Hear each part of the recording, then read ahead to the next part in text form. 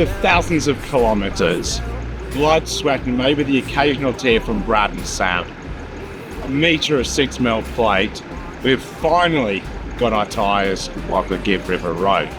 We're just about to cross the Pentecost and we're super excited to see what this infamous road brings. Marching on, take steps to keep moving forward. Gotta push and blow the doors open. The future's ours, we see it, we know it.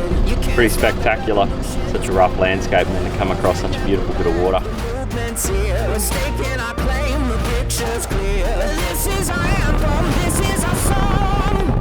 March on, left, right, left, and step by step, we'll move into the dawn.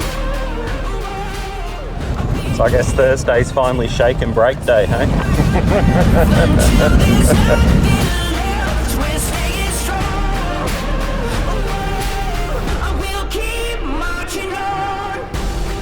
So we're measuring the G-forces going into the data logger.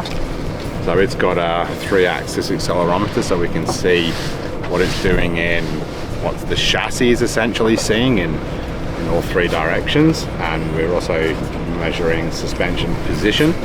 So what the axle is doing with a bit of grade 12 calculus, you can get velocity and acceleration from the arm as well.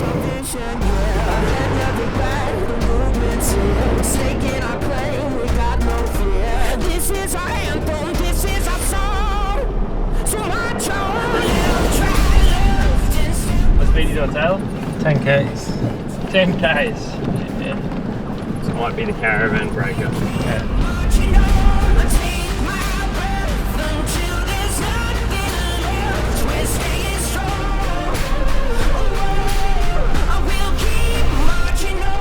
Green grass.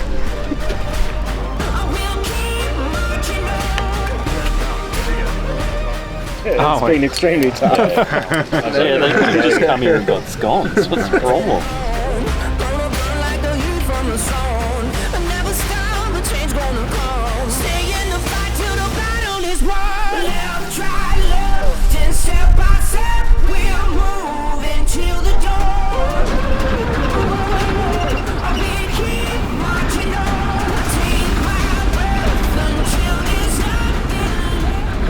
But that section that was bad, those ledges, there's no doubt if that's relatively continuous, I reckon that'd do a lot of damage. Well, I think they've stuffed us by grading. Yeah, if you drove on one side of the road, whether it'd be different to the other side. Yeah. I was doing it at the start. I was going complete right-hand side and trying to work out where the rough stuff was. But at the start, it wasn't really any different.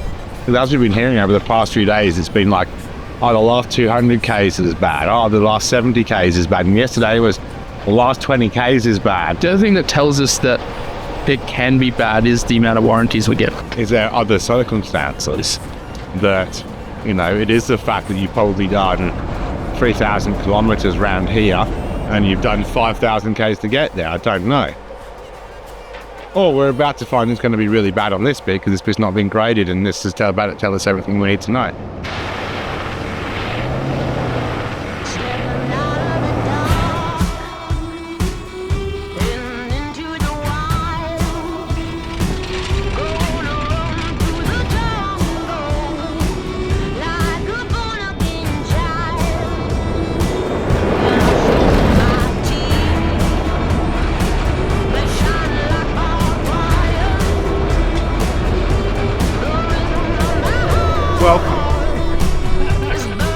So I always ask people like what it's like because it always changes. But it's very corrugated.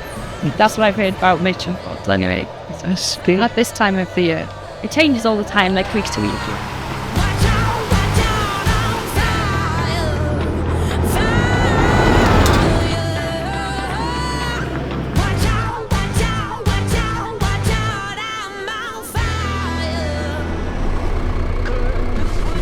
All right, ladies and gentlemen, drum roll please. We've got a record breaker. Corrugations measuring at 900 mil with 50 mil amplitude. Jesus, that's a big boy.